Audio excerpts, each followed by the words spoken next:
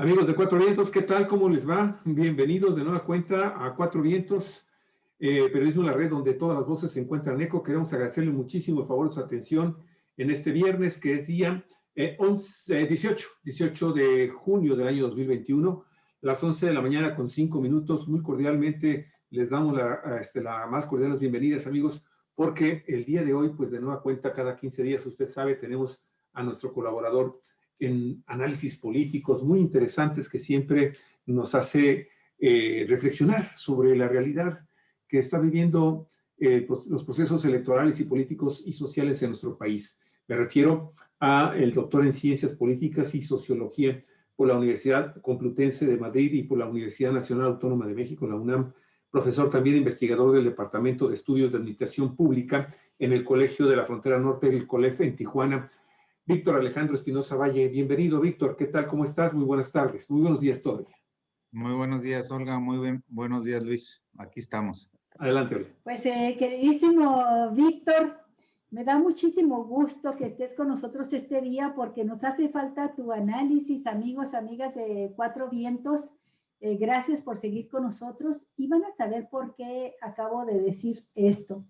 Víctor Alejandro Espinosa es un académico que ha centrado gran parte de su investigación en el área electoral.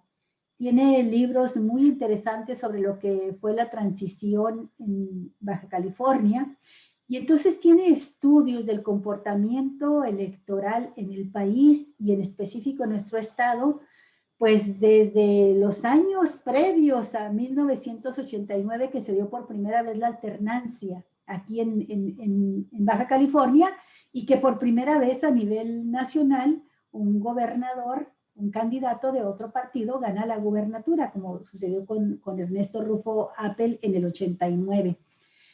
Estudió todos los 30 años del panismo y ha sido eso como académico, pero luego también como consejero electoral, y quiero que sepas que leí con mucho detenimiento tu columna más reciente, Víctor, Misión Cumplida. Ha sido un testigo directo de los procesos electorales como consejero electoral de 3 elecciones presidenciales, 2006, 2012 y 2018, y vaya qué elecciones.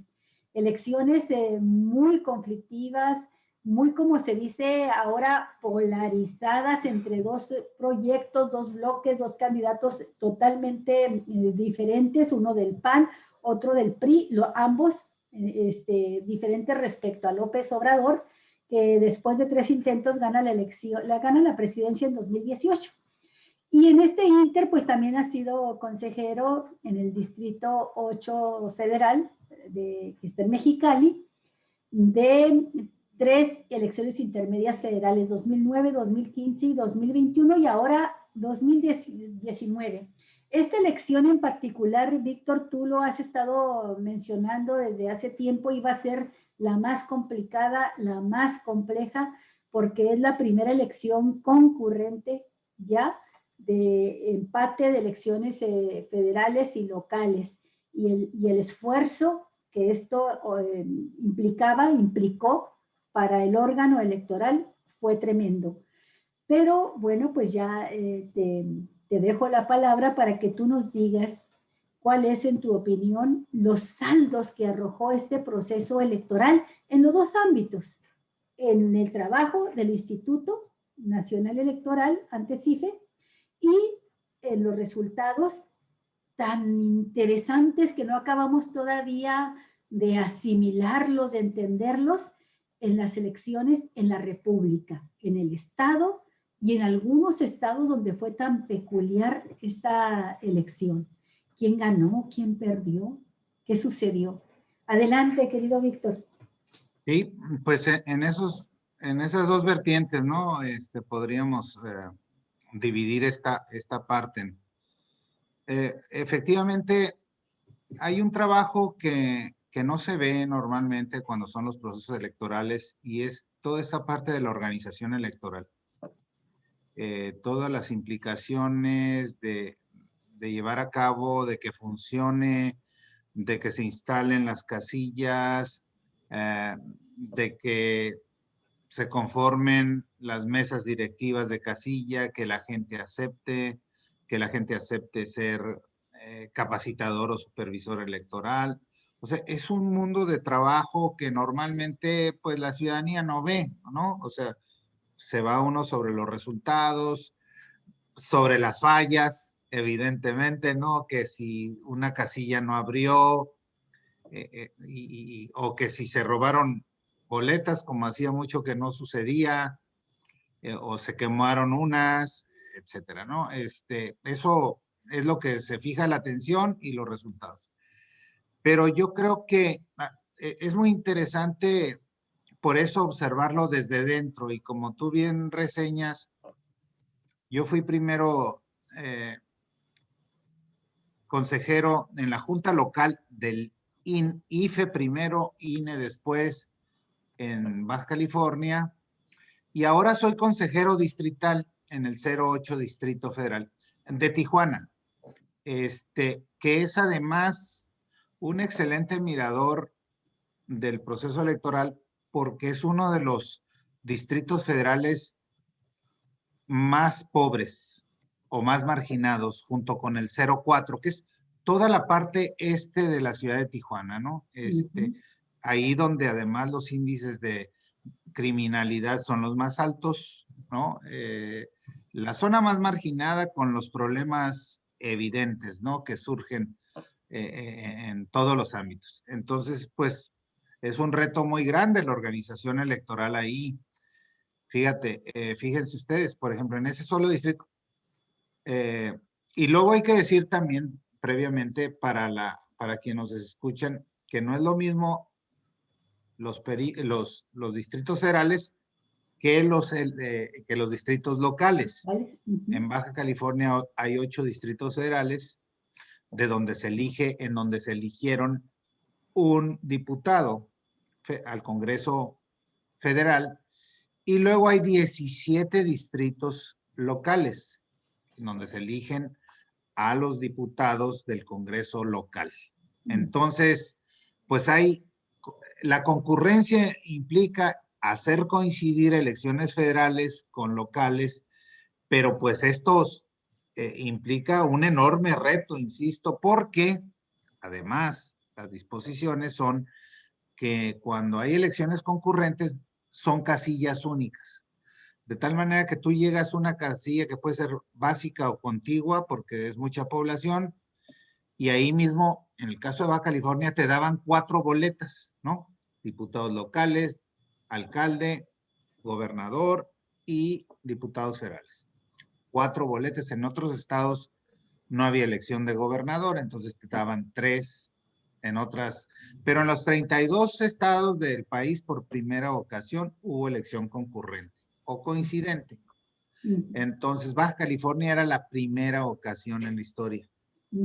Esto implicaba un enorme reto de organización y de coordinación entre el INE y el Instituto Estatal Electoral, que tiene otra dinámica, porque para empezar, los institutos locales, no todos, pero la mayoría, no tienen servicio profesional. El INE tiene esa gran ventaja, es decir, todo el cuerpo técnico es permanente y sabe organizar perfectamente una elección. Y el problema del Instituto Estatal Electoral es que cada elección hay que contratar a todos los que participan en el proceso electoral. Entonces, este era el reto en un contexto de pandemia, ¿no? Con muchas reticencias a participar de los funcionarios que resultaron sorteados o insaculados, ¿no? Se sortea de la lista nominal aquellos que van a ser invitados a ser funcionarios de casilla, y en función de su nivel de escolaridad se les propone para presidente, para secretario o para escrutadores. De tal manera que en cada casilla única ahora había 2 secretarios, un presidente y 3 escrutadores. 6 funcionarios que tienes que nombrar suplentes por si uno te falla. Claro. Y luego los representantes de los 11 partidos que competían. Por eso uno ve un mundo de gente en la casilla, ¿no? Sí. Pero bueno, esta es parte. Pero el reto principal para el órgano electoral es que, primero, sacar convocatorias para que la gente acepte ser capacitador electoral o supervisor. Este personal es el que contacta a los ciudadanos, los convence de que participen, los capacita y el día de la elección están muy en contacto con esa ciudadanía por si hay problemas y llamar a suplentes, o si no hay suplentes tampoco, que mucha gente el último día te dice, ¿saben qué? Mejor no voy a participar. El titular y el suplente. Entonces, ¿qué haces? Agarrar de la fila de los que estén formados. Eso tiene un gran riesgo porque es gente que no está capacitada. Y eso se traduce en ¿qué? En errores en las actas. Y entonces un acta que está mal hecha, está mal guardada en su paquete, se tiene que recontar. Entonces, por ejemplo, en el distrito que yo estoy, es impresionante. ¿Se acuerdan cuando la demanda era voto por voto, casilla por casilla, que se abrieran y se recontaran? Así Recontamos el 92% de los paquetes electorales. Y tanto que se opusieron en aquella ocasión, Víctor. Es que es necesario. Ahora se flexibilizó y ahora, pues muchos de los errores que no se quisieron abrir paquetes en 2006, pues era necesario hacerlo. Ahora lo estamos viendo cuando se flexibiliza. Y entonces, si por ejemplo un acta, en vez de venir por fuera, tú agarras el acta, está el paquete, te entregan el paquete, sacas el acta y cantas los resultados y los capturas para el PREP. Si no viene esa acta, viene adentro, hay que abrir el paquete y recontar a fuerza. Entonces, eso fue muy común. Eran 628 casillas en mi distrito, o sea, 628 casillas en un solo distrito y recontamos el 92%, 576 más o menos. Entonces, y las otras se cotejan, de manera que el trabajo, pues es, además, el barroquismo de nuestra legislación. Como sabemos, normalmente en este país, después de cada elección importante, hay una reforma electoral, ¿no? No va a ser la excepción ahora. ¿Por qué? Porque hay mucha desconfianza. Todo nuestro sistema electoral está basado en la desconfianza. Entonces, cada vez que pasa algo, hay que meter un cantado, hay que meter otra normatividad, y eso va abrumando al órgano electoral. O sea, no es que el órgano lo decida, lo decide el Congreso. Y es que ahora también con eso la aumentenle, gente la burra no era arista. claro, ahora aumentenle esto, ahora, entonces, lo que ha pasado con el INE, sobre todo, es que lo han abrumado. Un ejemplo, en 2014 fue la última reforma electoral con la que trabajamos hoy, ¿no? En ese entonces pasó de ser Instituto Federal Electoral a Instituto Nacional Electoral. ¿Por qué? No es un cambio de nombre. El objetivo era crear un órgano nacional de elecciones y desaparecer a los institutos locales. Ese era el proyecto. Sí. Muchos diputados, muchos gobernadores se opusieron, pues se envolvieron en la bandera de la autonomía, de que era la soberanía del Estado. La federación. Pero lo que pasaba es que antaño eran los partidos políticos locales los que designaban a los consejeros de los institutos locales por cuotas. Sí. Entonces, si el PAN tenía mayoría, decía, pues, de los 6, 7 consejeros, yo me quedo con 5. Yo nombro a 5 y le daban al PRI 1, según la correlación de fuerza. Y antes así lo hacía el PRI. O sea, nadie se llama engaño. Entonces, con la reforma electoral de 2014, ni desaparecen los institutos locales y se crea un híbrido. Un híbrido que es ahora el Consejo General, que eso me parece bien dentro de lo que quedó, el Consejo General del INE designa a los consejeros del instituto local mediante un procedimiento que es prácticamente de capacidad, de entrevista. No es perfecto, ¿no? Y se cuelan también los consejeros de México que tienen su corazoncito, pues le van midiendo los colores también. partidistas ahí van. Claro, es normal, ¿no? En ese procedimiento. Pero el presupuesto de los locales depende del Congreso local. Entonces, si el gobernador tiene mayoría en el Congreso, que fue lo que pasó con Kiko Vega, y le tiene tirria al instituto, pues los ahorcan. Sí. No tienen recursos. Esa por una parte un gran problema, pero por el otro, el INE quedó con la mayor carga de trabajo. O sea, el INE no desaparecieron los locales, pero tiene que hacer toda la organización y capacitación electoral de las elecciones locales. Toda. Entonces, dices tú, perfectamente el INE pudiera organizar las elecciones locales porque hace el 90% del trabajo de la local. Sí. Entonces, pero ahí está ese híbrido que desde mi punto de vista se tiene que revisar, ¿no?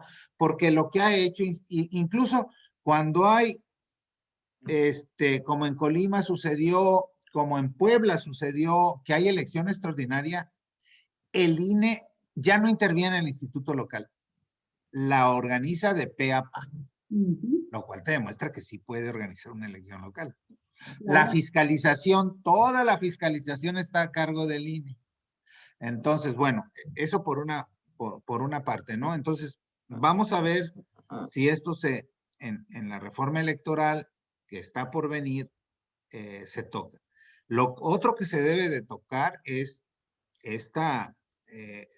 pues este exceso de atribuciones. Yo creo que hay una parte de las atribuciones del INE que le cuesta mucho en términos de tiempo, de recursos, de personal, que es la fiscalización y que es todos los procesos sancionadores. Eso desde mi punto de vista debería de pasar al tribunal directamente. Estoy porque totalmente finalmente de acuerdo, siempre el porque tribunal es la además última palabra. desgasta mucho políticamente al INE entrar a esa tarea que a final de cuentas termina resolviéndolo siempre un tribunal. El tribunal. Sí, el tribunal. Entonces, de una vez que pasaran esas atribuciones al tribunal, sería una forma de adelgazar al INE, y bueno, y que se dedicara exclusivamente al registro y a la organización electoral y capacitación. Yo creo que esto descargaría mucho, despolitizaría mucho el papel, la función del INE, ¿no? Que está sancionando, que le quita, que si gastó más un candidato hay que tumban al candidato, todo lo que vimos es muy desgastante.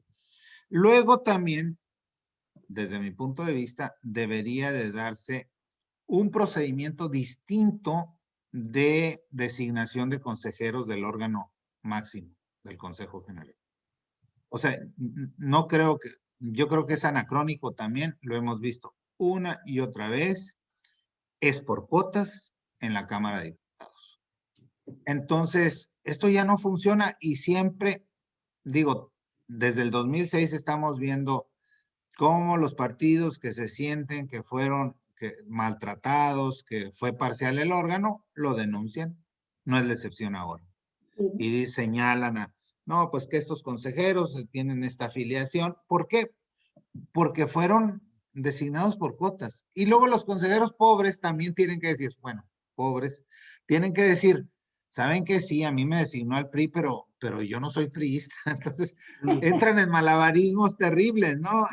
Es muy difícil. Yo creo, y se está proponiendo una forma, algunos estamos proponiendo una forma muy sencilla que sucede en otros países. Tú pones requisitos, la gente que aspire a ser consejero se inscribe, se hace el procedimiento por la misma Cámara de Diputados, el examen, todos. Y los 25, 30 que queden mejor posicionados, los metes una tómbola, le das la vuelta y los escoges. Sí, tómbola suena populachero, lo empleó López Obrador como un procedimiento en Morena, pero bueno, la palabra dominguera, bonita, que puede ser aceptable es insaculación.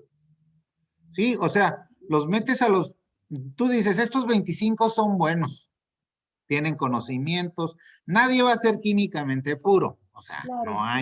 No habemos, pero tienen conocimientos, tienen una muy buena trayectoria, no han participado en un partido directamente, etcétera. Tienen el perfil. Los metes una tómbola, le das la vuelta, vas sacando las bolitas.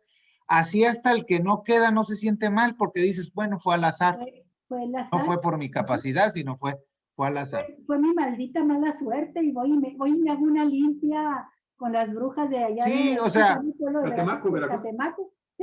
Entonces, vamos a ver cómo viene la reforma electoral. Ya está planteado el tema. Yo me temo que la discusión, y ojalá que no fuera así, va a girar en torno a lo que cuesta. O sea, esa no es la discusión, creo yo. Si tú le bajas atribuciones, obviamente que no vas a necesitar tanta gente. Si tú haces procedimientos más ligeros, mira, por ejemplo, un ejemplo que es el extremo del... Los capacitadores, los supervisores, todos ellos es personal temporal, ¿eh? Ganan muy poquito, realmente no son salarios dignos. Se matan, o sea, se amanecen varios días, no hay horas extras. Los miembros del servicio profesional, los técnicos fijos, las últimas 2, 3 semanas es sin dormir. Insisto, no hay horas extras, no hay apoyos. Fíjate, el personal del registro electoral, es decir, a donde va la gente a tramitar su credencial. Por de esas todo es perentorio, todo urge, ¿no? Así es nuestra cultura pública, ¿no? Terminaron a las 7 de la mañana el PREP, porque fueron ellos los que capturaron, los del registro, y a las 8 tuvieron que abrir los módulos, los mismos, amanecidos, de 2 días. O sea, ¿no les parece absurdo? ¿Y por qué no dicen, ¿saben qué abrimos pasado?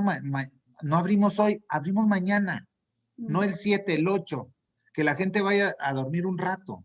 No, tiene que ser a las 8 de la mañana al otro día de la elección. Sí. Cosas que tú dices, ¿a quién se le ocurrió? A alguien que no va a abrir, no va a estar ahí, desde luego. Sí. Luego, elecciones concurrentes. ¿Qué pasó? Pues yo creo que surtió efecto mucho lo del miedo, ¿eh? Para mí, por ejemplo, los actos que hubo de sabotaje, no era para cancelar la elección. Por favor, Víctor, detente un poquito más en eso porque no había ocurrido. Y Baja California, por desgracia, especialmente Tijuana, llamó la atención a nivel nacional por esto de los decapitados, que vayan a arrojar las cabezas ahí junto a las casillas, la violencia en general que se desató y que no quiero ya especificarla porque es de veras escalofriante. ¿A qué se lo atribuyes tú con la experiencia que tienes electoral? ¿Quiénes fueron los actores y qué pretendían con esto? Yo creo que era generar miedo, bajar la participación, porque lo que habíamos comentado, hemos venido comentando, en un escenario abstencionista, gana el partido que moviliza más voto duro, o que logró comprar votos, ¿no? Es decir, los partidos o candidatos que tienen mucha lana. Aquí hay los que tienen voto duro, son los partidos tradicionales, PAN, PRI y bueno, también Morena, que ya tiene una estructura bien creada. Pero Morena estaba muy arriba en las encuestas, o sea, no tenía sentido. No tenía ese problema. No tenía ese problema. Y quien tenía mucha lana, pues era el PES ahora. El PES. Son hipótesis, ¿verdad? Pero, ¿por qué? ¿Por qué digo esto que no era una estrategia para anular el proceso electoral? Porque tú para anular tienes que cancelar el 20% de todas las casillas instaladas en un distrito. Es difícil. Entonces son muchísimas. Aquí los conflictos fueron en 6, en 10 si sumamos Mexicali. O sea, no era para cancelar. Desde mi punto de vista era para generar pánico. Me llama mucho la atención que las boletas que quemaron en una casilla solo fueron las de elección local. Las de federales no las tocaron. No sé si fue casualidad Olga. También tiene que ver con el discurso de un partido y de una candidatura que no tocó lo federal. Claro. Entonces, sí se generó un pánico. Por ejemplo, cerca de la casilla en donde se quemaron boletas, empezó a llegar la información de que estaban quemando y que se estaban robando urnas.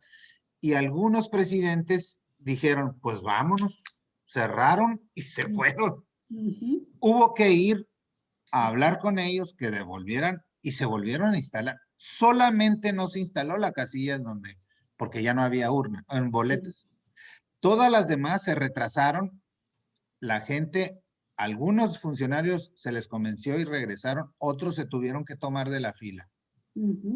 Entonces, sí se generó ese pánico y la gente empezó a correr la voz de...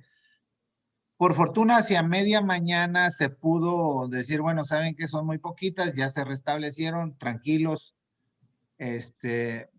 Pero desde mi punto de vista era generar ese pánico para que no se abrieran casillas o se cerraran y para bajar la participación. Es una hipótesis, no tengo más elementos. ¿Cómo viste la participación ciudadana? Antes Pues, te comento que a mí me parece un acierto lo que se aprobó en Baja California, no me acuerdo si fue el 2014, 2015, no me recuerdo bien el año, pero cuando se aprobó que las elecciones se empataran con las de medio sexenio y no con las presidenciales, para que no perdiera fuerza la figura también de la candidatura a gobernador, y a la vez que el hecho de que hubiera candidatura a gobernador en medio sexenio ayudara a levantar la participación, porque luego las elecciones para elegir diputados federales o diputados locales nada más y alcaldías despiertan menos interés que cuando va la figura de presidente o de gobernador. Pero el argumento a mí me pareció impecable, que no fuera la candidatura a presidente quien jalara toda la elección y opacara la candidatura a los gobiernos de los estados. Desde el punto de vista de tiempos electorales, eso me pareció ideal.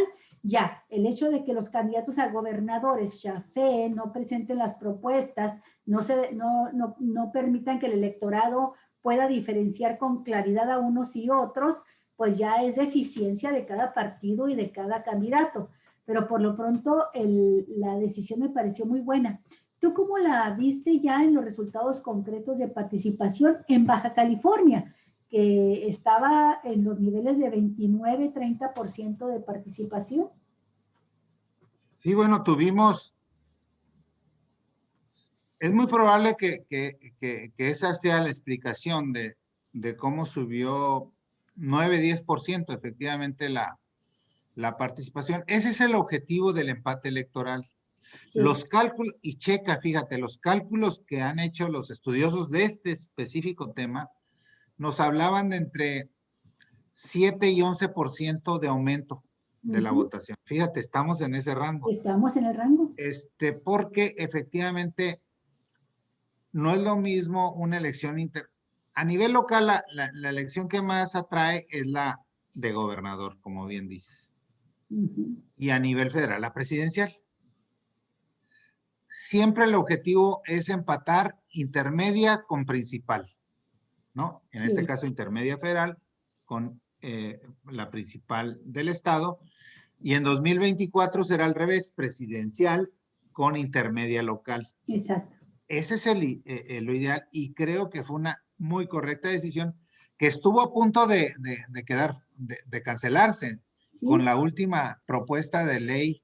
¿Te acuerdas? La segunda ley Bonilla, que por fortuna la segunda ley Bonilla que proponía el Congreso para decir no. Que hasta 2024, ¿no? Entonces, yo creo que es muy razonable pensar que fue esta decisión de concurrencia la que nos ayuda a entender esta elevación que es, creo yo, importante. Seguimos siendo el estado, no sé si viste la estadística, con más baja participación del país. Sí, como estado, como ciudad. Pero ya tenemos añales siendo penúltimo o último en elecciones federales. La competencia cerrada con Chihuahua. Sí.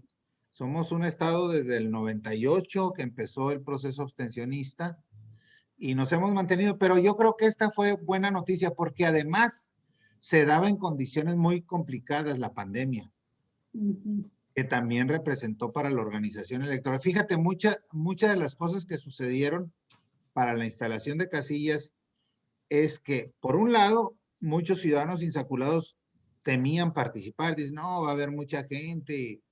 Luego, mucha gente que tradicionalmente presta sus domicilios para que ahí se instalen las casillas, decidieron que no, por la aglomeración y luego implicó, a veces en estos hogares te incluyen que puedes usar el servicio, el baño. Pues ahora se tuvo que contratar baños portátiles, porque además algunas de ellas se tuvieron que instalar en la banqueta, insisto, porque no prestaron ya los domicilios. Otros, aprovechando la coyuntura, pusieron tarifas económicas para prestar su casa. Sí. De todo hubo. Entonces sí fue, a eso me refiero, que fue un enorme reto de organización electoral y que a mí me pareció muy, muy cansado. Pero te decía que esto ejemplifica la sobreregulación y la sobrecarga que tienen los órganos electorales, sobre todo el INE. Como era elección concurrente y a muchos funcionarios los tomaron de la fila, o algunos, pues se les hizo bolas el engrudo. Entonces, boletas que iban en la urna de gobernador la metieron en diputados, o sea, se revolvieron las boletas. Entonces, tú empezabas, abrías un paquete y decía, chin, este es de diputado local, este es de gobernador. Se hacían los bonchecitos y había que hacer todo un protocolo administrativo de levantar un acta circunstanciada firmada por todos los partidos por cada boleta. Sí. O cada grupo de boletas que aparecía. Y hacer una protocolización para ir a llevar esas boletas al distrito local que correspondiera. Sí. Y de allá para acá también, de tal manera que, por ejemplo, a las 5 de la mañana del día del cómputo, ¿ya para el lunes? Jueves, no, el jueves. Para el cómputo. Porque los cómputos empiezan el miércoles. Ya dices tú, ya estamos acabando y de repente, surprise, llegó este paquetito de boletas de la elección federal. Que estaba ya en otra urna. Hay que volver a abrir esa urna en donde le corresponde y volver a recontar. Entonces, hacer una cosa que tú dices, es que esto no puede ser tantísimo protocolo. Y luego, terminas a las 5 de la mañana, 6 el cómputo. El acta tiene que estar en la Ciudad de México a las 11 de la mañana. O sea, estamos sancionando y tienen que estar haciendo las actas y luego firmarlas todos los que estuvieron. Con tiempos perentorios. Hay que irlo a buscar a su casa. O sea, y tú dices, a ver, ¿y por qué no esperan aunque sea el otro día? Para que esta pobre gente que está cambiando se duerma 2 horas. Claro, porque ya estás hablando de un trabajo de toda la noche. Estás hablando de un trabajo de toda la noche. Toda la noche y de varios días. Tienen que enviar en la mañana. Acumulado, fíjate, por ejemplo, al último nosotros ya habíamos terminado, eran las 4 de la tarde de los cómputos. Y al final cuelgas en el distrito una sábana, ¿no? Con todos los resultados que sumaste. Uno de los que estaba llenando estaba tan cansado que se equivocó al poner el resultado de diputados. Un error humano, no mala leche. No, pues, hubo que volver a hacer la sábana. Entonces, la gente ya al borde de la locura, ¿no? De la histeria. Y tú dices, bueno, ni siquiera ¿a uno qué? Uno es consejero ciudadano. Eso también hay que decirlo. Los consejeros no somos personal del INE. Estamos ahí para vigilar los procesos como parte de una ciudadanía. Pero ellos, dices tú, ¿por qué no les pagan horas extras? O sea, ¿por qué no les dan una licencia? Con toda la lana que tienen, no les pagan. La lana está ahí arriba, Olga. Ajá. Acá abajo se hace la chamba. Por eso yo les decía. Como siempre. Yo les decía, sería bueno que entre los requisitos para ser consejero general del INE tuviera que haber alguna trayectoria, por ejemplo, ser distrital primero y luego de la junta local y luego consejero, para que muchos de ellos que llegan allá al consejo nunca han participado abajo, no saben cómo se Para trabaja, que sepan no lo que es saben trabajar. la sobreexplotación en los consejos distritales, no la conocen. ¿Eh? Entonces, pues claro, desde la Ciudad Nada de más México llegan al glamour y a la política y el de dineral, y alto desde allá nivel. te dicen, terminan a las 7, a las 11 quiero el acta. Sí. O sea, a ver cómo le hacen. Y con las anexos ya hay que escanear una cosa demencial. Y luego termina eso. Al otro día, los CAES tienen que evaluar a los supervisores. ¿Por qué al otro día? No sé. Y los consejeros tenemos que evaluar el trabajo de los CAES. Y entonces, si fueron 120 CAES, tiene que haber 120 evaluaciones. Y a lo mejor 2 CAES dijeron, yo no voy a hacer evaluación, ya me voy.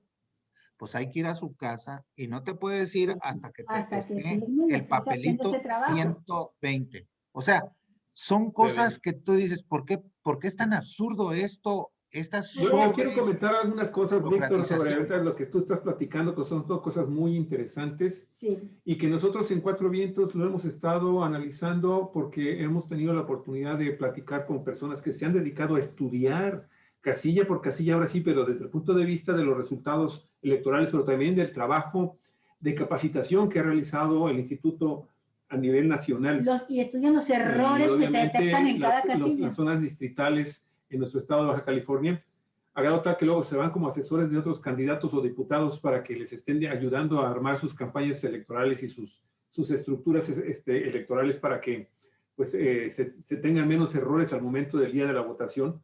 Hemos encontrado que efectivamente hay un gravísimo problema con el tema también de la capacitación por parte del instituto. Y entonces, no que sea acreditable directamente a los funcionarios que están haciendo las capacitaciones para los funcionarios de casillas. Me quiero especificar, reflexionar específicamente sobre ese tema. No ha existido una elección que no haya sido analizada en los últimos 10 años, aquí en Cuatro Vientos, en donde no se nos haya reportado una enorme cantidad de fracasos al momento de la jornada electoral.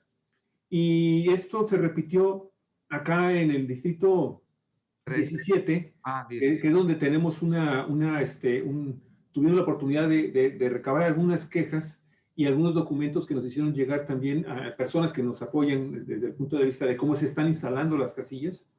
Y hemos visto que en este caso realmente situaciones que ya habíamos leído, ya habíamos analizado aquí, y me gustaría mucho también conocer. Yo sé que el Instituto Nacional Electoral tiene infinidad, que esa es otra gran bronca que tiene, y por eso es que también tiene un presupuesto tan abultado el Instituto Nacional Electoral, y son de las cosas de las que no se habla. Pero, ¿cuántas funciones tiene el instituto? ¿Cuántas misiones? ¿Cuántas metas? ¿Cuántos programas tiene a lo largo de todo el año? Pues es una cantidad impresionante, impresionante, y más cuando vienen los procesos electorales, porque también hay que contratar eventualmente a las personas de las que tú estás hablando, a los que se les paga a veces cantidades, pues que si los analizas con los grandes salarios de los consejeros, son irrisorios. Pues son irrisorios. Pero fíjate, tuve la oportunidad ese día de recibir cuando menos 2 documentos que quiero ahorita comentártelos para ver qué opinas sobre esto. Fueron sobre el distrito 17, es un asunto de carácter electoral estatal. Sin embargo, se replica en otros distritos de carácter ya federal, donde, por ejemplo, tú estuviste ahí trabajando como consejero distrital. Por ejemplo, fíjate que a las 8:36 de la mañana del día de la jornada electoral, en la sección 1847, que corresponde a este distrito 17, que es parte sur de la ciudad de Ensenada hasta el paralelo 28, allá en la división, para los que no saben, de la península Baja California Norte, Baja California Sur, se reportó todos los funcionarios de mesa directiva de casillas no se presentaron. Todos en absoluto, ¿sí? Entonces, se tuvo que conseguir a esa hora, a las 8:36, ya con la gente ahí, se tuvo que sacar un presidente de mesa directiva de casilla. ¿De dónde? Pues de la fila.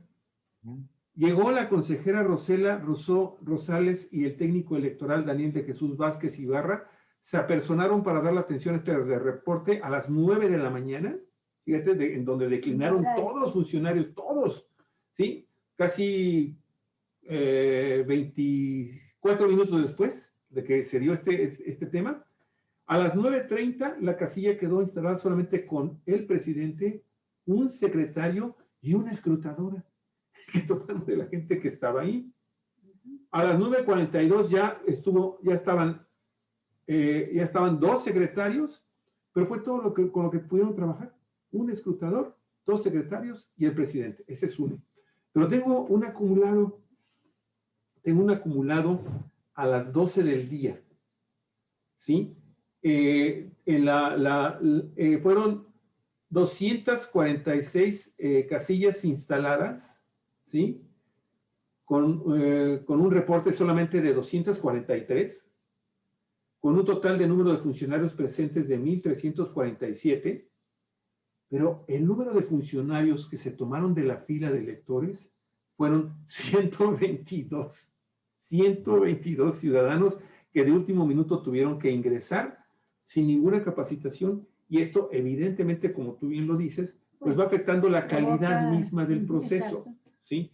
Y eso va generando inconformidades que después, y errores. En los cómputos ya se alenta el trabajo de todos, ¿no? Y bueno, yo lo que quiero terminar, o sea, después de dar esta información que viene a ejemplificar claramente de lo que tú estás diciendo, yo quiero comentarte algo. Creo que en este análisis que estás haciendo de lo que se requiere en esta nueva ley que va a proponer el presidente López Obrador en materia electoral, mencionaste en estas reformas varios aspectos muy interesantes que abarcan casi a todos, pero hay un actor del cual muy pocas veces nos acordamos y que también juega un papel fundamental para que los procesos electorales funcionen correctamente y no exista impunidad. Y por lo mismo, al haber impunidad, pues hay reincidencia, ¿no? Reincidencia que tampoco se castiga.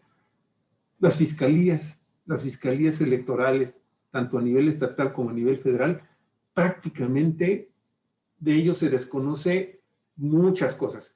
Estaba yo leyendo el otro día, en los días previos al proceso electoral, 1 o 2 días antes, fíjate, de todo el proceso electoral a nivel nacional, la Fiscalía especializada en materia electoral de la Fiscalía General de la República, creo que nada más tenía alrededor de 500 casos, de los cuales apenas había abierto investigaciones en 220 y tantos, 226. Con Agustín Ortiz Pinchetti. Con Agustín. Y después, cuando pasa el proceso electoral 2 días después, el mismo fiscal dice, ¿saben qué? Pues creo que llegamos a 320. Oye, 320 para todas las cosas que sucedieron en el país, que se están haciendo investigación. Oye, no sé si será porque hay muy poca divulgación de que existe también este actor que es importantísimo para impartir justicia electoral en México. O la gente se va directamente a los tribunales. Se va directo al tribunal. A las quejas al instituto y del instituto al tribunal. Y aquí yo quiero hacerte una pregunta. Mira, has mencionado cosas muy interesantes, desde que tienen que ver con todos estos detalles hasta lo que tienen que ver con la existencia de los órganos electorales a nivel estado. Y yo quiero referirme no solamente a los OPLES o a los institutos estatales electorales, sino también a los tribunales locales. O sea, pienso por la experiencia de lo que hemos visto, y tú la conoces mejor que muchos, que en realidad toda la organización electoral la puede realizar el INE y lo puede hacer de pe a pa sin necesidad de que se haga tanta burocracia y tanto esfuerzo y tanto pleito político para que queden institutos locales. El INE puede ser el organizador. Por eso le cambiaron a la N, le quitaron lo federal y le pusieron la N, porque el propósito era ese, que organizara todas las elecciones en los estados y federales, y pienso que puede hacerlo porque tiene el personal tú lo mencionaste, el INE es el único que tiene el servicio profesional de carrera. Y si se le descargan otras responsabilidades, puede centrarse en el aspecto organizativo de la elección y quitarse de muchas broncas de carácter político como las que vimos ahora, en una confrontación así frontal entre autoridades del INE con el presidente de la República, con Morena, metiéndose el INE a decidir si le quitaba las candidaturas o no, a quién sí, a quién no. Y todo eso es muy desgastante para el órgano electoral. Por otro lado, están los tribunales y la experiencia nos muestra que como quien tiene la última palabra es la sala superior o la sala regional del Tribunal Electoral del Poder Judicial de la Federación, cualquier conflicto, así sea de un regidor, finalmente termina en los órganos federales. Y uno se pregunta, ¿para qué quieren usar los locales entonces? Y a veces nada más sirven para obstruir el proceso de ejecución e impartición de la justicia. El ejemplo que pone Javier del Distrito 17 fue más que claro.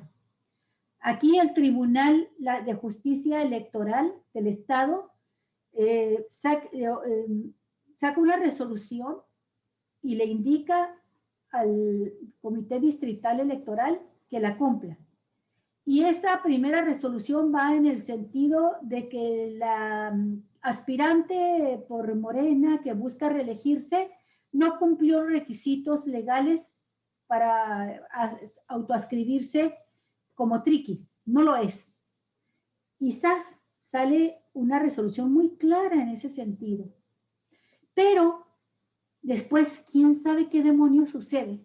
Y aquí es donde entran en acción los gobernadores, los poderes locales, el cobro de favores, las facturas que se deben, y el tribunal local cambia su propia resolución y entonces saca una segunda resolución donde concede un tiempo extra, ya después de que la ley había decidido que se había vencido, para que Morena registrara nuevos candidatas y que sí fueran indígenas, y le da un tiempo extra, y luego, además de que hace eso, después saca una resolución donde dice que siempre sí cumple con los requisitos de autoadscripción indígena.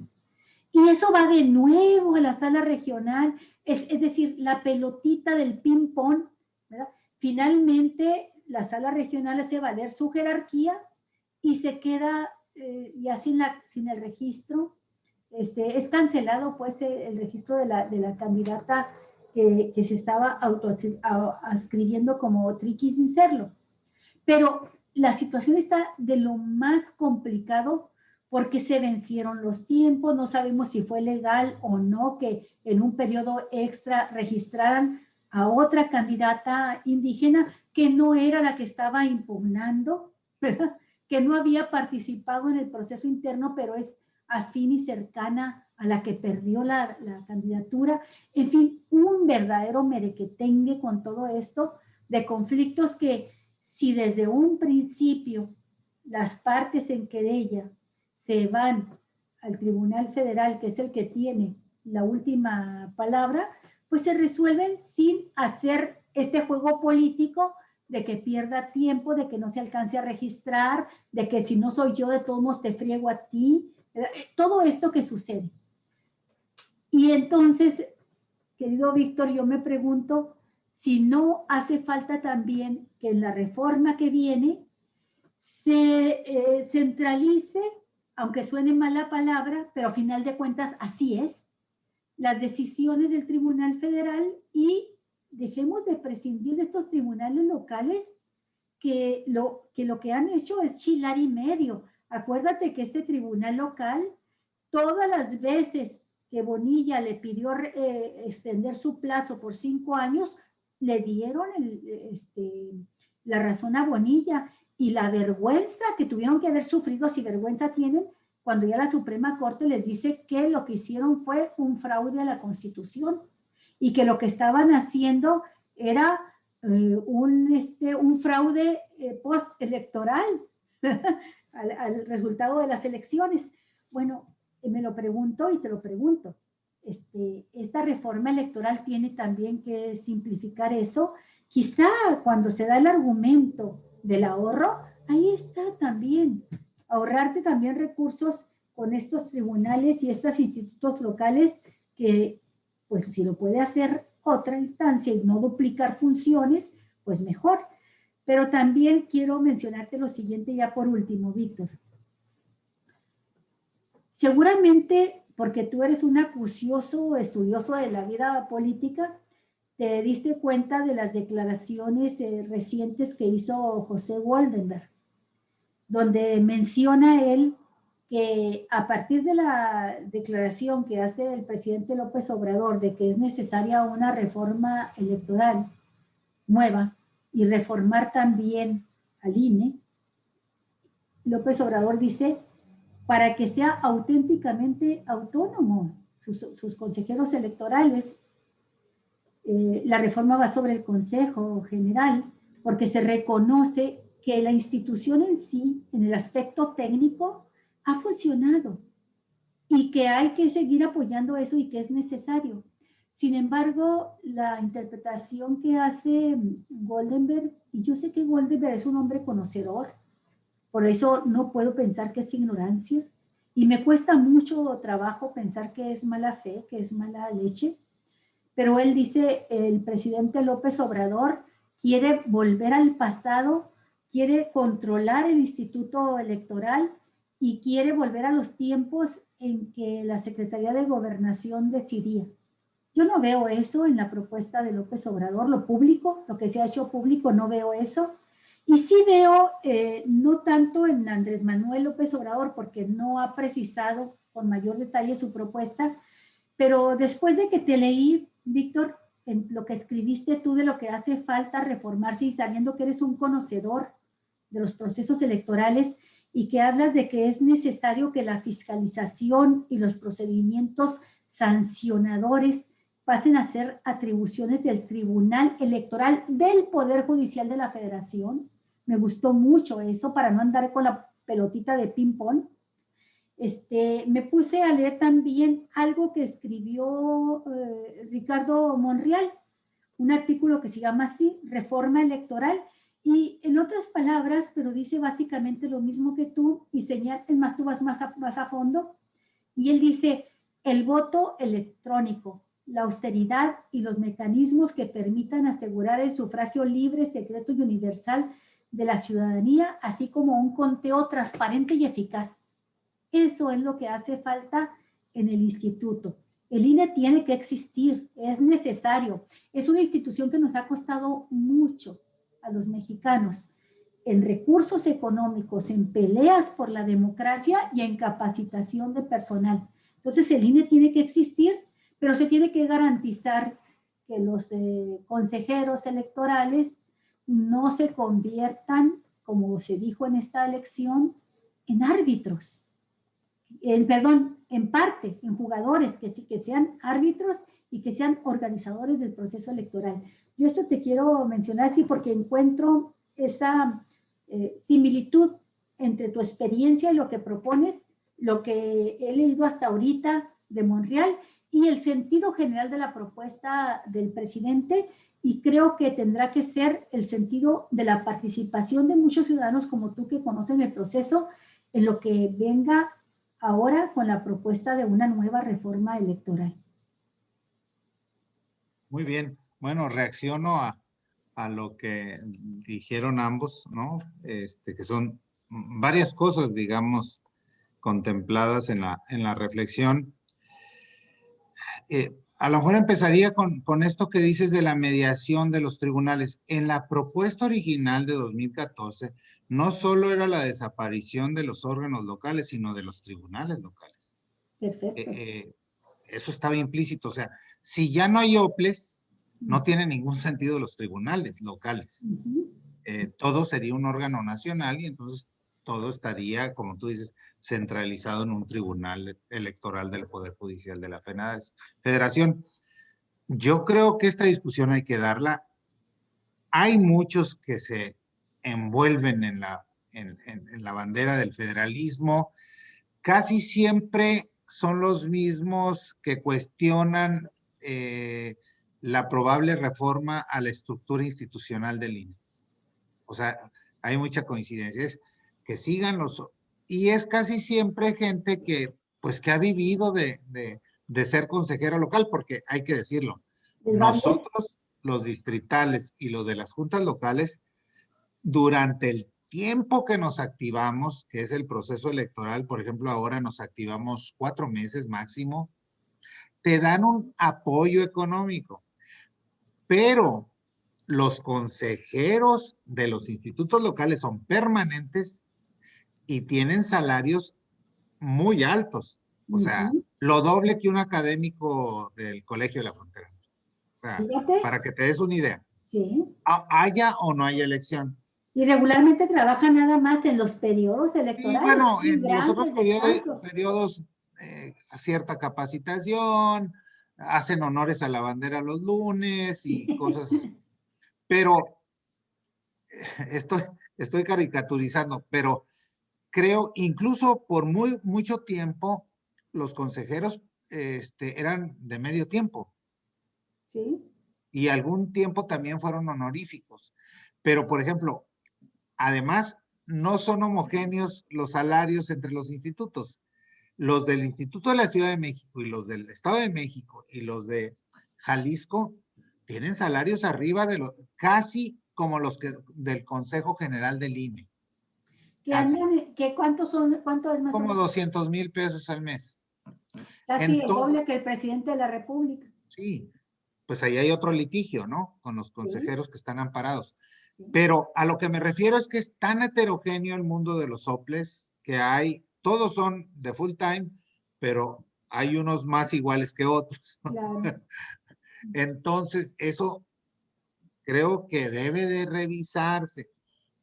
O se les dan todas las atribuciones y que se pongan a chambear de full time y crean un servicio profesional y resuelven toda la elección local y se la quitan al INE, o desaparezcan. Pero el Frankenstein, que así le han llamado varios analistas, no debe de seguir. Sí, no puede ya seguir basta creciendo. o los consolidas o los desapareces. Y no pasa nada, no es un problema de atentado a la autonomía de los estados. No. Es una cosa de operación. En Estados Unidos, por ejemplo, no hay un órgano nacional, pero funcionan los órganos locales. Es a nivel local como se organiza toda la elección. Definamos, ¿no? El sistema que discutamos y vean. Creo yo que por la historia de este país, el INE podría hacerse cargo de todos los procesos electorales. Le sacas a los gobiernos locales la tentación de meter las manos, ¿no? Hasta el codo. Es una organización mucho más imparcial porque es un órgano federal que está organizando una elección local. No tiene esos intereses tan directos, ¿no? Con las élites políticas locales, ¿no? Que siempre van a tratar de meter la mano. Entonces, asignatura pendiente. Otra asignatura pendiente que lo tocó Luis en su comentario. Yo estoy proponiendo que dejemos ya la organización con base en casillas y pasemos a centros de votación. Al estilo de la organización de algunos países, sobre todo en Estados Unidos. La gente sabe que una escuela es un centro de votación y que abarca todo el distrito. Tú puedes ir ahí, puedes ir incluso días antes a depositar tu voto adelantado, que este es otro asunto, voto adelantado. ¿Sabes que ese día no voy a poder? Voy a trabajar y dejas tu boleta y se abre el día del conteo, ¿no? O la envías porque vas a estar de vacaciones o lo que sea. Pero es un centro de votación con urnas electrónicas. Ándale. La urna electrónica te evita, es como ir a un cajero automático. Metes, le aplastas y sale tu recibo. Tienes tu recibo de que votaste y al final de la jornada, ¡pum! Ahí está todo el saldo, ¿no? Quienes votaron, votos, todo. Quienes no votaron, incluso quienes dijeron yo no voto por ningún candidato, es voto nulo. va a costar una primera inversión.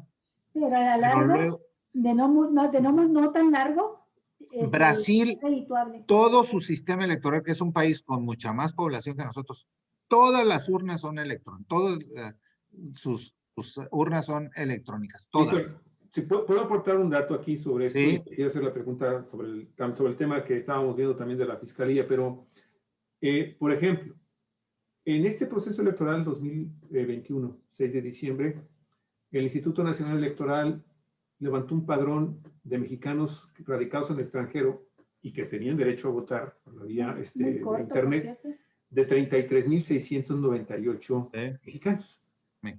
¿Sabes finalmente cuántos son los que votaron? Sí.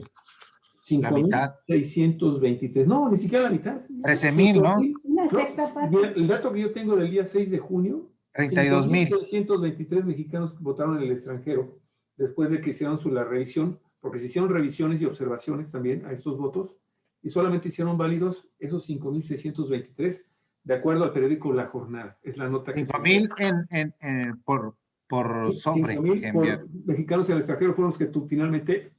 No, esos fueron los sobres que enviaron, el voto postal. Había dos modalidades, voto postal y luego 12,297 fueron emitidos a través del sistema de internet. O sea, estamos hablando de 17,000. Ponle tú 10,000 más que 17,000. Para la propuesta que tú estás haciendo, que obviamente es muy, muy acertada, porque pues oye, creo que en este momento ya son más de 80 millones de mexicanos que tienen acceso a internet en sus hogares, pues evidentemente estamos hablando de una herramienta que está solamente aprovechada para las guerras sucias. Es desafortunadamente, y para hacer campañas cuyos manejos luego a veces no se identifican bien, o finalmente nos enteramos que los famosos influencers son los que están ganando grandes fortunas ahí a través del Partido Verde Ecologista para que les paga de último minuto, para que el día de la jornada estén haciendo mensajes y señalamientos de carácter de invitación política electoral, cosa que es totalmente ilegal. Pero bueno, entonces eso me parece estupendo. Sería cosa de comenzar a avanzar más en esto, el que tengamos un PREP exitoso en este momento todavía, nos muestra de las enormes capacidades que puede tener la herramienta electrónica para poder todavía agilizar aún más los conteos, porque imagínate, está entrando el voto y automáticamente ya en un centro de recepción o varios centros de recepción están teniendo ya la información precisa, ¿no? Sí, claro. Pero bueno. Y un centro de votación con 15 personas lo puedes operar en vez de 200 casillas. Y entonces te evitas incluso algunos delitos electorales que tienen que ver, por ejemplo, con el tema del acarreo, que todavía sigue siendo una moneda de cambio en una parte del proceso electoral. Sí. Y bueno, esto me sirve precisamente también para hacerte el planteo que te quería hacer hace un momento sobre la Fiscalía. La Fiscalía especializada en delitos electorales, el gobierno federal, de la Fiscalía General de la República. ¿No crees que es ya necesario que esta Fiscalía, al igual que la Fiscalía, así es, hacia allá voy, al igual que la Fiscalía General de la República, para empezar, empiezan a tener mayores independencias y cuenten también con sus propias unidades de investigación, ¿cómo le dicen esto? De inteligencia electoral, para no estar dependiendo si el partido, si el instituto se retrasa, que presentes una denuncia, en fin, que entonces a los bribones les amarraría más todavía las manos para que no se salgan con la suya y bueno, tengamos situaciones tan absurdas como no quisiera citar un caso en particular, pero que sabemos que hay impugnaciones porque se sabe que hubo alguna anomalía en el momento en que se estaba gestando el voto a favor de cierto candidato o cierto partido. ¿Cómo ves el tema también de la Fiscalía? Yo creo que es fundamental.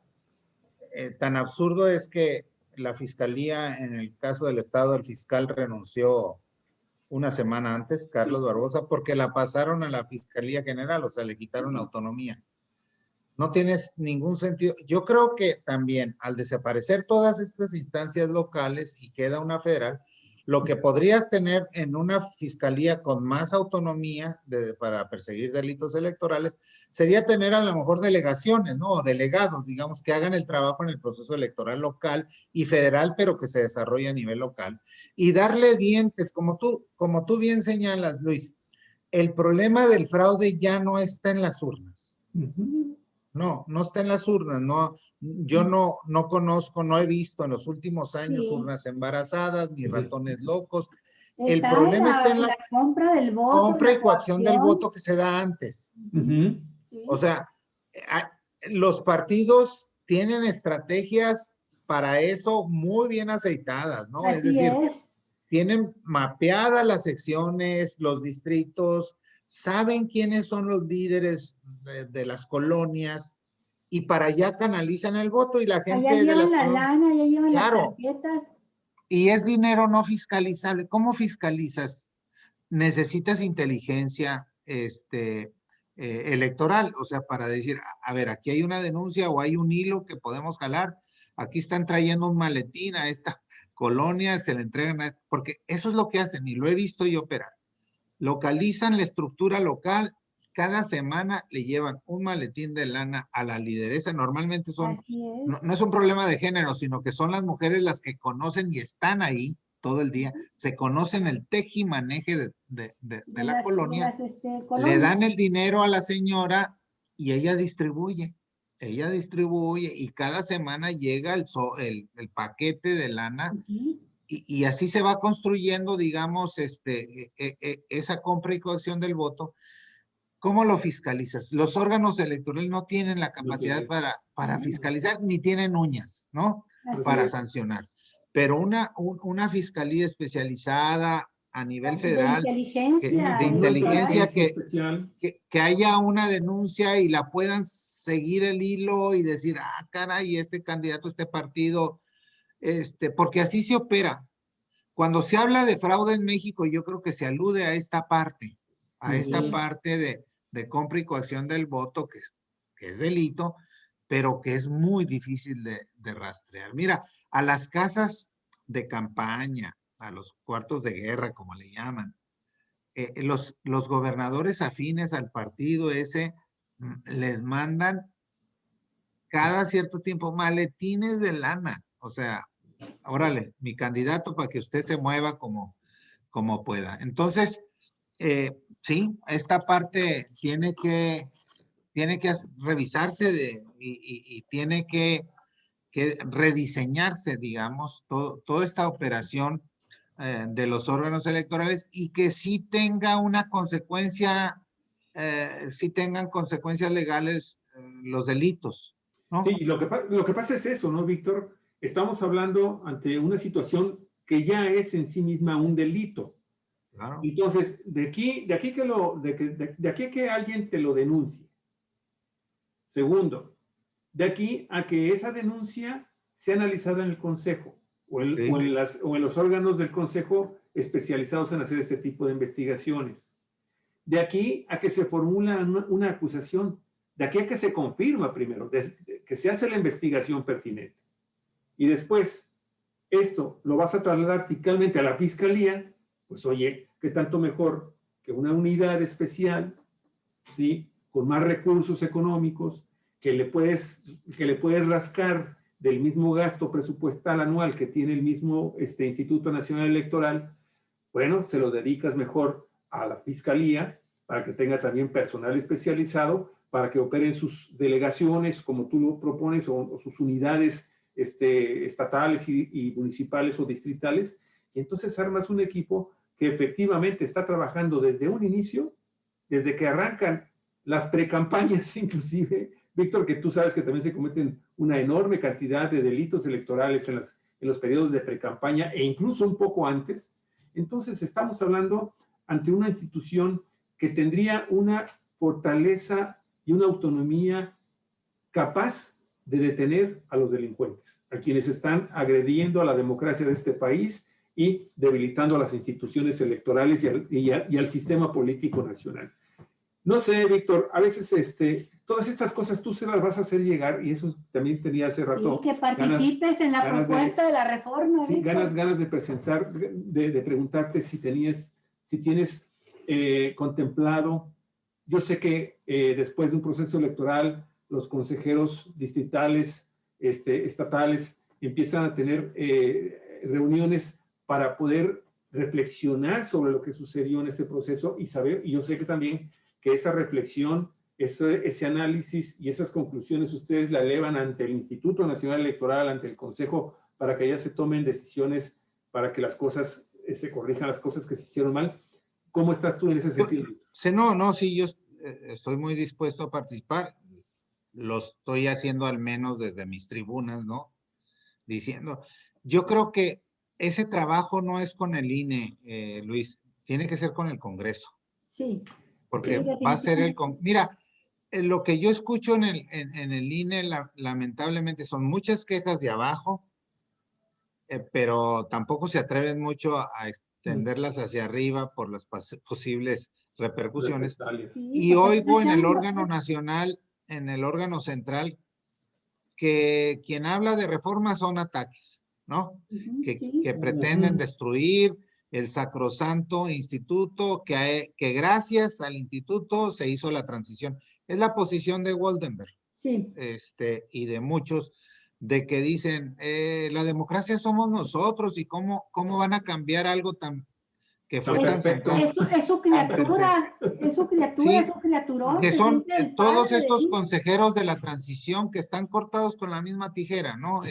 A lo mejor no estos, porque ahora, por fortuna, entre los últimos que entraron hay voces críticas, que están planteando cosas y que sí se atreven a decir cosas, pero los que ya están, escuchan una crítica y dicen, nos están atacando, ¿no? Quieren destruir el instituto, ¿no? Entonces, yo creo que hay que verlo, y ojalá que el Congreso, cuando se plantee la reforma, se abra también y escuche opiniones, ¿no? Que sea un, ¿cómo le llaman? Un Congreso parlamento abierto. Un parlamento abierto sería lo ideal, ¿no? Víctor, todavía no conocemos la propuesta del presidente. No. Porque no. Si se puede contar con la participación desde la Presidencia de la República de un grupo de ciudadanos que como tú, que como muchos otros consejeros distritales, ¿sí? O municipales, tienen en sus manos las pruebas de lo que sucedió, de lo que se hizo bien, pero también de lo que se hizo mal. ¿Por qué no se les convoca a que, no sé, 5 o 10 de estos consejeros por cada estado vayan a la Presidencia de la República? Señor presidente, ¿sabe qué? Aquí está esto que nosotros observamos. Oír sin que los convoquen. Para ver, a lo mejor hasta ahí, así es. Yo creo que están dando ustedes buenos tips. Es una aportación para su reforma. Tocar puertas, ¿no? Por fortuna también hay gente cercana a estos diputados que van a tocar. Yo creo que va a ser el nuevo Congreso, la nueva Cámara de Diputados. Sí. No creo que aquí al que 1 de noviembre o que asume de... Bueno, noviembre a nivel local. 1 de agosto, ¿no? Entran el nuevo Congreso local, pero el federal no tengo claro ahorita la fecha, pero debe ser septiembre, octubre. Yo creo que a ellos les tocará la discusión de la reforma. No creo que se dé en este par de meses tan rápido. No conozco que ya esté elaborada una propuesta del presidente. Ha dicho que es necesario, pero ojalá que se dé tiempo. Hay tiempo, es lo bueno. Yo creo que sí se va a dar tiempo. ¿Saben por qué? Por una coyuntura. El 1 de agosto es la consulta. Es la consulta, y entonces antes del 1 de agosto no creo que... para enjuiciar a los expresidentes. Sí, el 1 de agosto. Sí. Entonces, eso va a ocupar mucha organización electoral también, pero va a ocupar también la discusión. No creo que le vayan a agregar la discusión de la reforma del INE al menos en estos 2 meses que vienen. Entonces sí le tocará al nuevo Congreso la discusión. Yo creo que es una buena idea la que están planteando, empezar a ver a lo mejor que quienes van a impulsar las iniciativas hagan incluso reuniones de consulta, ¿no? Con gente que puede opinar. Parlamento abierto, Víctor. Parlamento creo que abierto. Es lo mejor para quitar toda esta mala práctica política de los partidos poniéndose de acuerdo y decidiendo las cosas por cuotas. Creo que estamos viviendo una época nueva en la que lo que tiene que dominar ahora, imperar ahora para poder sacar adelante una reforma democrática de gran calado que resuelve este tipo de temas que estamos ahorita mencionando a lo largo de este programa, tendría que ser un parlamento abierto y un involucramiento muy grande de la sociedad.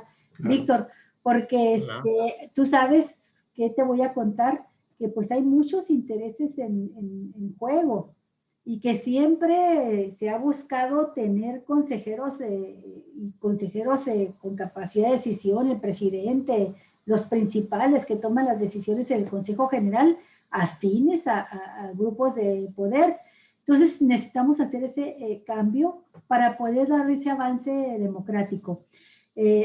Por eso a mí me resulta tan molestas las opiniones de Waldenberg.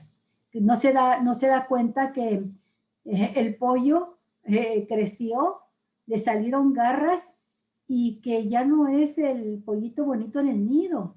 ¿Te acuerdas a esto que se da en la naturaleza de cómo hay unas aves que ya ni depositan un huevo en nido ajeno para que lo alimenten y luego después resulta que es un ave hasta depredadora de las otras aves que quedaron ahí?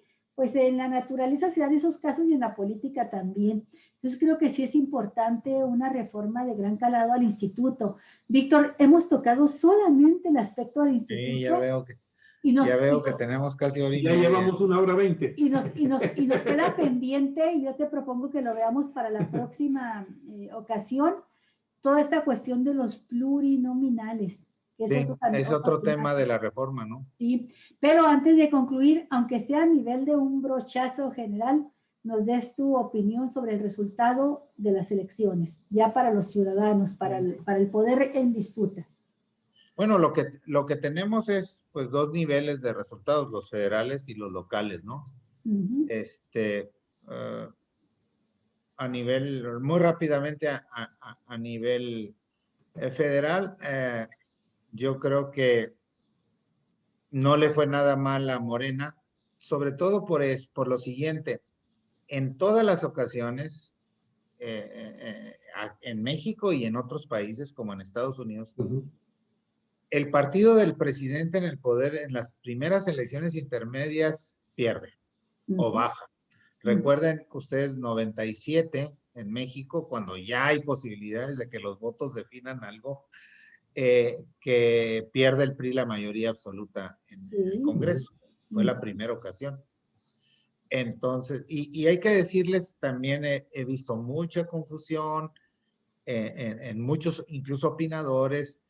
No es lo mismo mayoría absoluta que mayoría calificada o mayoría simple.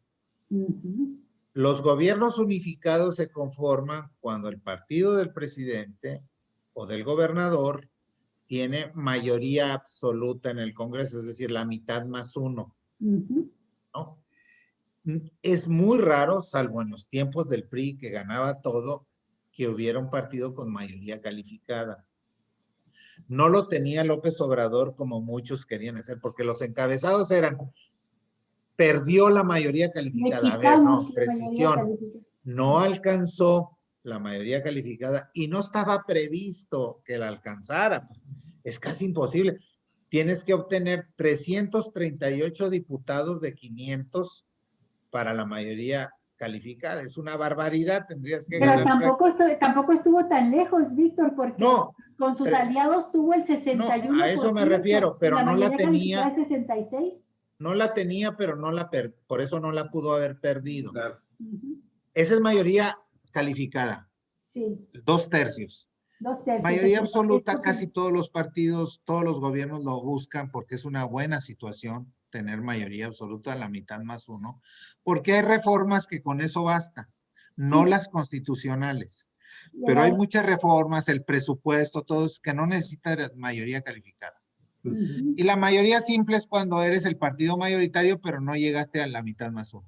Claro. Ujú. Entonces, desde 1997, un presidente en funciones no lograba salir con mayoría absoluta del Congreso, de la Desde el 67, 97. 97. O sea, En antes de la 97 elección de... perdieron, Víctor.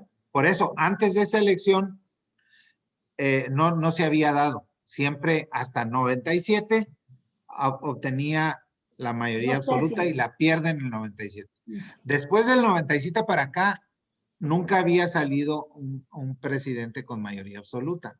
Ninguno. Ujú.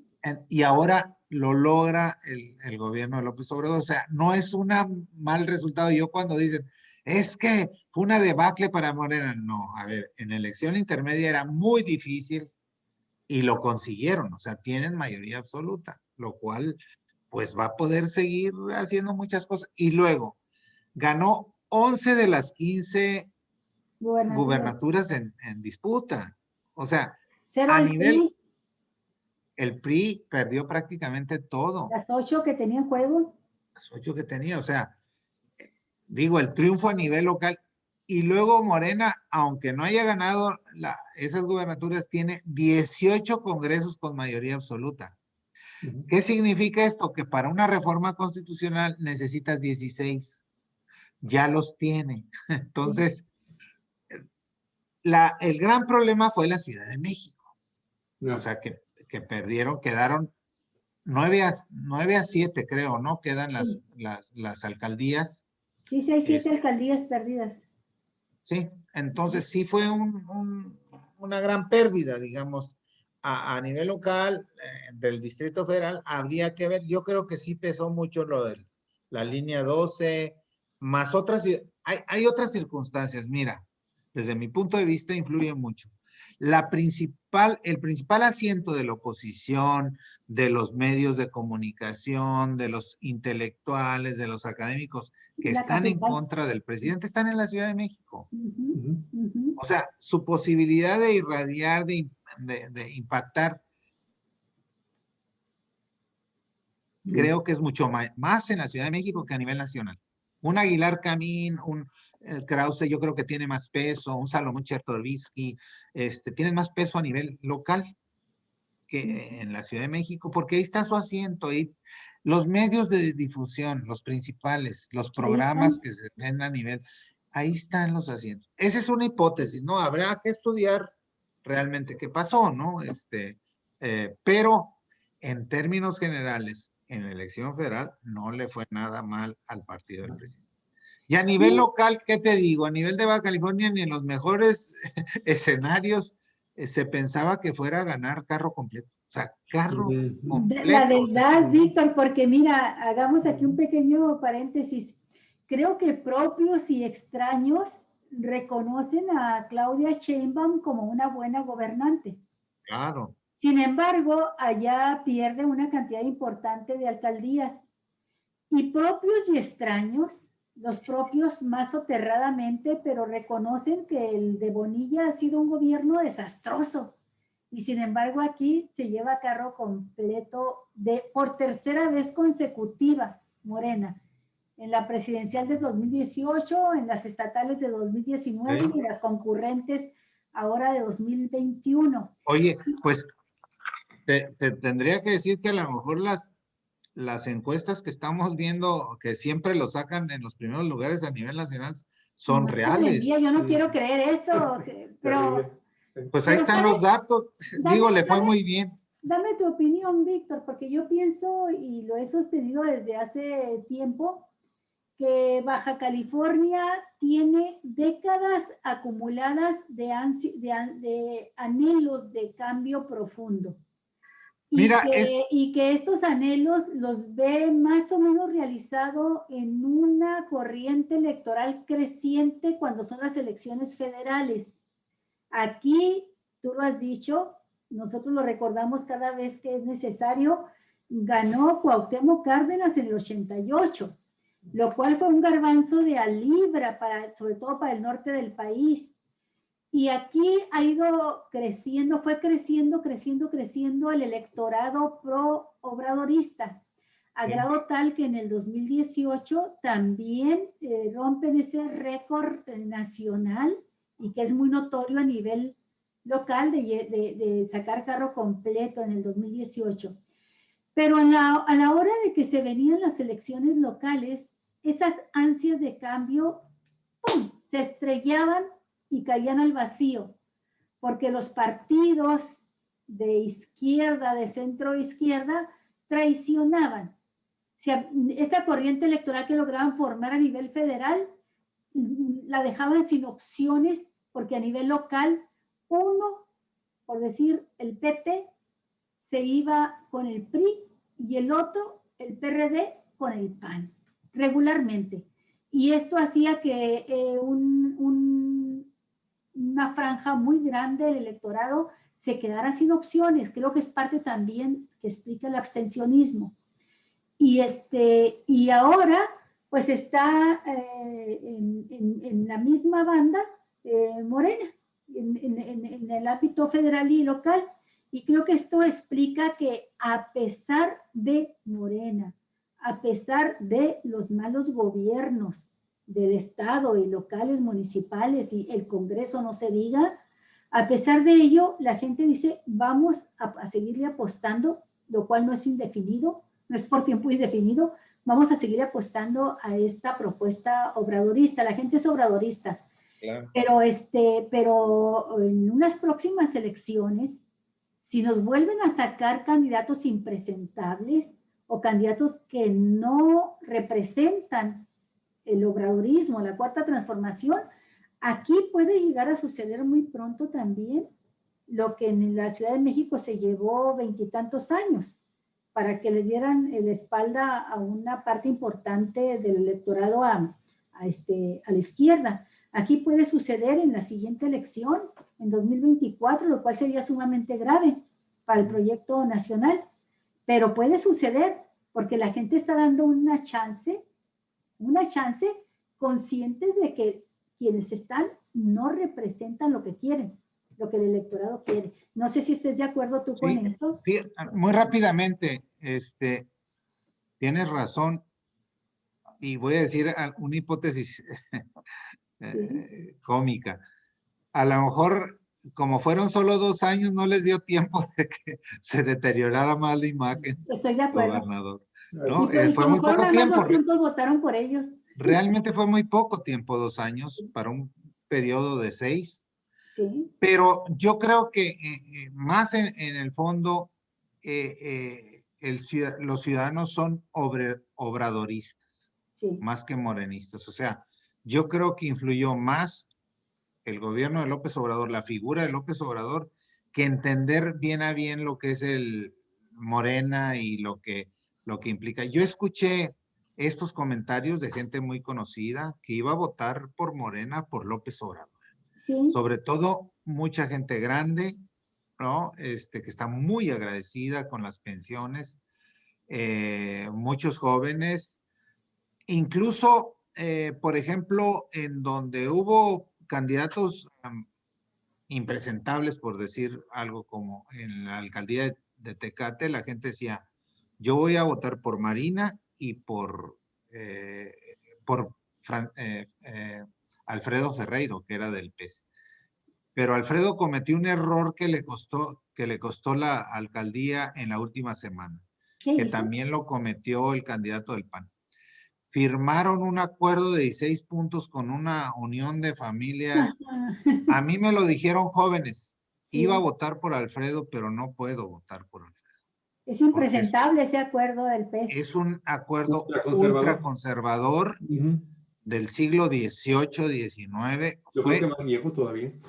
Antiderechos, anticonstitucionales. Mira, muchos jóvenes que conozco, incluso de mi familia, me dijeron, no vamos a votar por Alfredo, lo sentimos, pero no puede ser, o sea, no puede ser que a estas alturas Y era tan sencillo como haber dicho, pues no lo firmo y no hago alaraca. Ni el mismo Jorge Hank lo firmó, ¿no? Lo firmó la hija de Leizaola, ¿no? Sí, sí, O sí. sea, Dos diputados más del PES también lo es dos una de ellos cosa federales. impresentable a estas Ujú. alturas, pero en fin. Nauseabundo. Oye, Yo Víctor, creo que fue, más bien, incluso te digo, ¿va a haber desgaste para el 2024? Claro. Dos, no va a ser el candidato López Obrador. Entonces, quizás estamos viendo el último gran líder de masas de la historia política mexicana. No veo un sucesor con ese impacto nacional, que no pasa desapercibido. O están a favor o están en contra, pero es un líder que no No, veíamos. no hay ninguno que no, tenga su biografía. No crees hay nadie. Víctor, pero ¿no crees que de cualquier forma en el 24 como que nos estamos pasando un poquito porque no, es cierto, no va en las urnas, pero en la boleta, pero tampoco lo fue en esta elección de 2021? Pero Y la no, gente simple y sencillamente dijo, vamos a votar parejo. ¿Qué sucedió? Votó la gente parejo. Mira, Luis, 2024, con tienes todo este razón. anuncio, vamos a votar parejo, la gente va a seguir votando por él. Después ya eso va a ser otro rollo. Yo pienso que lo difícil para Morena en realidad se le viene después de la del 24. Pero a mí me gustaría nada más que hicieras una reflexión, aunque sea pequeña también, porque no quiero ya abusar más de tu tiempo, pero lo que pasa es que a lo mejor nos interesa en este momento más, ya sabemos cómo se conformaron los poderes municipales, estatales, judiciales, jurídicos del Estado, ejecutivo del Estado y legislativo del Estado. Ya vimos, finalmente aquí está Morena.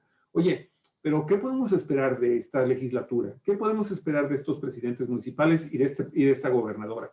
Yo creo que ese también es un análisis que, si bien podríamos hacerlo más a fondo en principio, pero oye, de este Congreso, todos los diputados que fueron por reelección, que sabemos que son bonillistas de caña totalmente bien clara, van, excepto Miriam.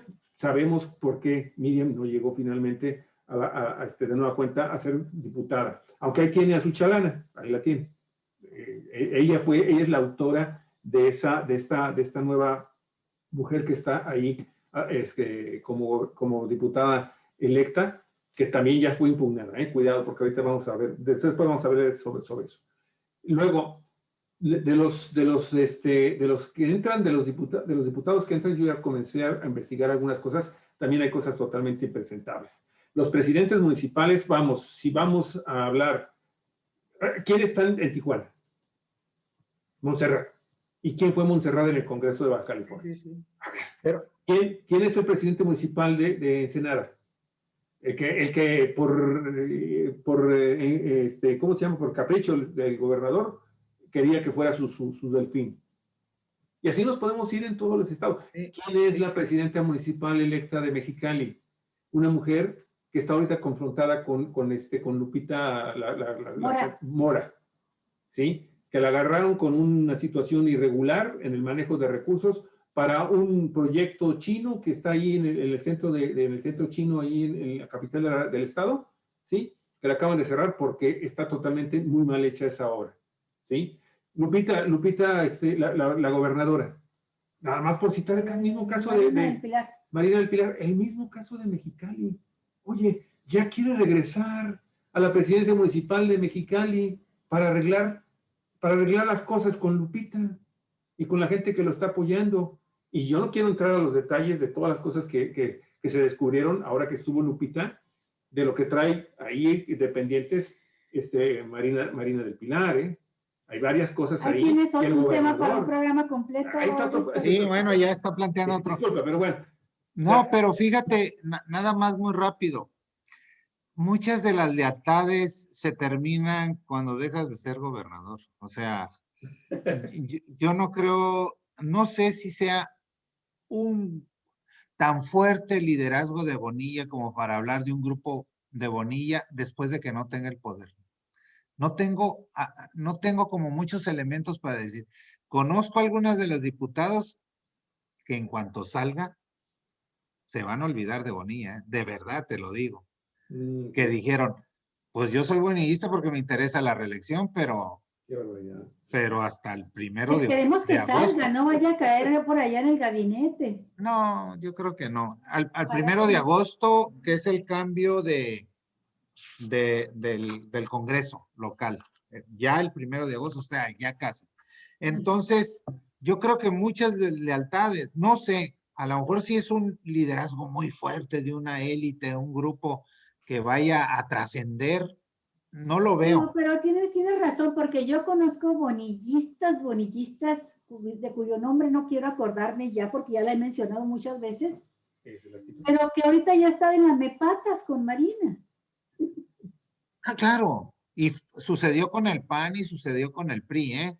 Cuando llegaron al poder que la gente se cambia inmediatamente. O sea, no es un liderazgo tipo López Obrador, que lo que esperaban siempre de López Obrador es la presidencia de la República. Sí, sí, sí. Iba a llegar allá y como fue que sucedió. Entonces, está esa variable ahí que no hay que dejarla de lado. Ciertamente, con todo el poder, sí influyó en algunas de las candidaturas, es obvio, ¿no? Digo, pero no sé si la lealtad posterior, yo no veo tanto, por ejemplo, a Marina como dependiendo como a Montserrat, ¿no? Marina tuvo un apoyo más federal, Sí. más por el lado de Sí, Mario Mario Delgado. Delgado, más que yo creo que Marina no era la candidata de Bonilla, No, era no, claro no, que no. no, el candidato era el era alcalde de Emilio Ensenada, Ayala, caray. Sí, sí, sí, claro. claro, sí. Cuando Y uno cree ahí, que no hay, que las cosas no pueden empeorar, pudieron haber empeorado. por eso Marina siempre hizo su campaña, nunca tocó el nombre de Bonilla astutamente y siempre se refería al proyecto de Andrés Manuel. Sí. 2, desde luego que lo que pase a nivel nacional con Morena va a ser importantísimo de cara al 2024. Claro. Morena tiene que revisarse procesos de designación, la institucionalidad. Yo creo que el método de designación de las famosas encuestas que nadie conoce debe de cambiar, le costó mucho. Hay al interior de Morena muchísima inconformidad, de voces fuertes dentro de Morena, pesadas, digamos, en el ámbito nacional, que cuestionan, y creo que Morena tiene la obligación de revisar todo eso si quiere ser competitivo en Sin 2024. duda. La gran ventaja en Baja California para el carro completo es que los de enfrente, la oposición, eran un desastre. Sí. O sea, Sí, sí, sí. lo que le pasó al PRI Fíjate que con, hubo con la personas. división, con la alianza, con la pésima candidatura de Lupita Jones, todo eso le favoreció. Quien Hubo hubieras personas que no puesto iban a de votar, candidato a Víctor. diputado hubiera ganado, Luis, por Morena. Sí, ¿A sí, quién pones? Cierto, sí, sí, sí, sí, sí. Lo vimos en el distrito Fíjate que 17. hubo personas que dijeron, yo voy a cerrar los ojos respecto a los candidatos que van para diputados federales, no me voy a fijar quiénes son y voy a cruzar el logotipo de Morena para apoyar a López Obrador porque necesita garantizar la mayoría en la Cámara de Diputados. Pero no voy a votar por presidente municipal, no voy a votar por la gobernadora, por candidata a gobernadora. Los hizo cambiar de opinión el crecimiento del janquismo. Ese es el otro fenómeno, Sí, Ese sí es un fenómeno. exactamente. Sí, hubo gente que dijo, no voto por Lupita, por Marina del Pilar, va a ganar, pero que no sea con mi voto.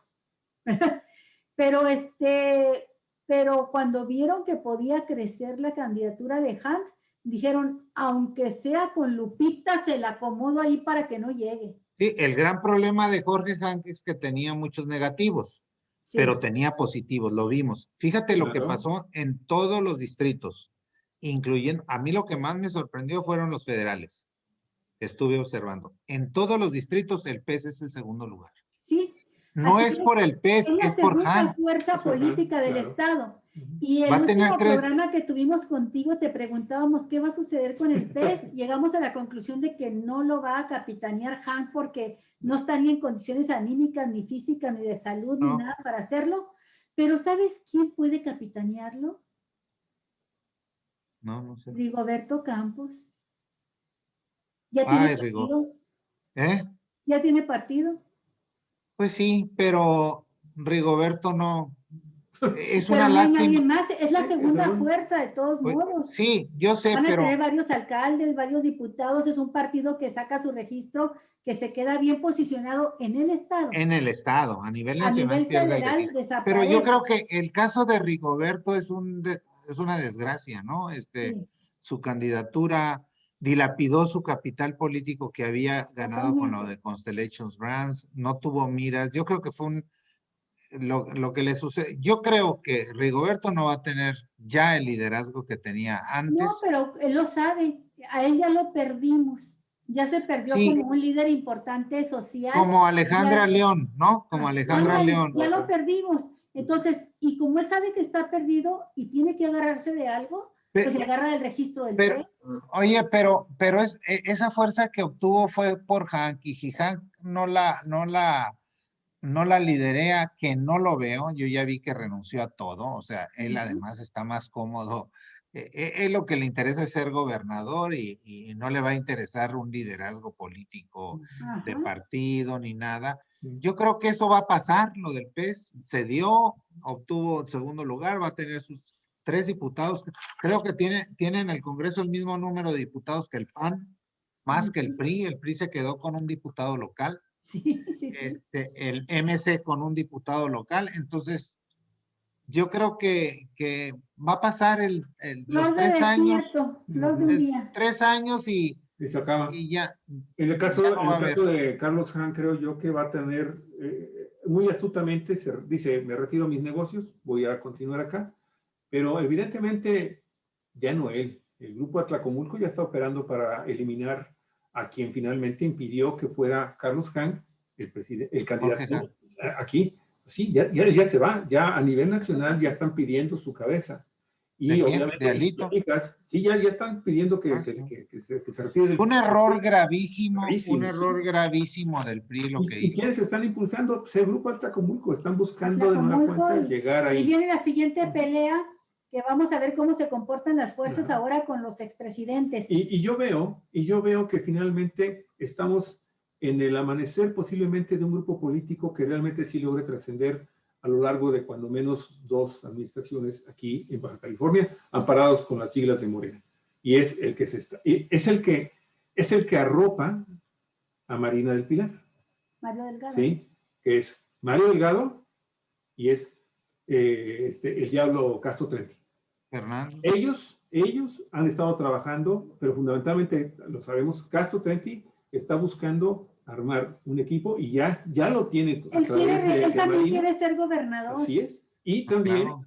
y aliados con los panistas que perdieron, sí, también, ante Marco Cortés, porque el grupo del esposo de Carlos Torres, para no decir, no hacer referencias a cuestiones familiares, acuérdense, es un hijo pródigo de Felipe Calderón Hinojosa.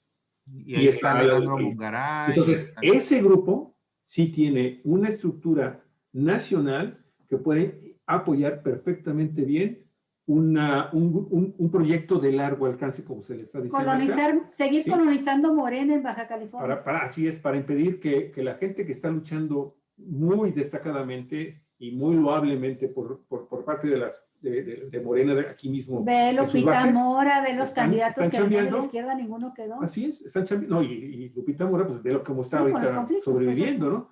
Entonces, eso yo lo veo todavía más preocupante que el caso mismo de Bonilla, ¿eh? Sí, porque se puede acabar muy pronto el 20. Así es. Bueno. Pues, Víctor, muchísimas gracias. Ya sabes que aquí no hay fin hasta que tú ya lo dices. Pero, bueno, pues como dice Javier, no te queremos perder. No queremos que para la próxima digan, no, estos cuates se cuelgan. Ya no puedo más. Muchas gracias, Víctor. Nos vemos dentro de 15 días. Claro que sí. Un abrazo. Igualmente, cuídate mucho. Que tengas bonito fin de semana. Amigos de Tijuana, amigos Igualmente. de Cali, Tecate, San Quintín, Ensenada y todo el resto de la República, muchísimas gracias por estar esta semana con nosotros en nuestros programas en vivo. nos vemos dentro de 3 días, aquí Sí. el lunes. Y te voy a invitar de padrino a mi boda. Ah, órale. Sí, a ver, échenles por favor su bendición. Usted que está santificado. Ya, pues, ya, compromiso hecho. Hasta pronto. Que Que sigan bien. pasen Hasta muy luego, bonito amigos y fin de amigas. semana, amigos, Cuídense amigas de bien. Hasta Cuatro luego. A ver quién apaga Hasta esto, lunes. porque yo estoy abrazado de la mano, estoy agarrado de la mano de mi esposa. Hasta pronto. Hasta luego, que sigan bien.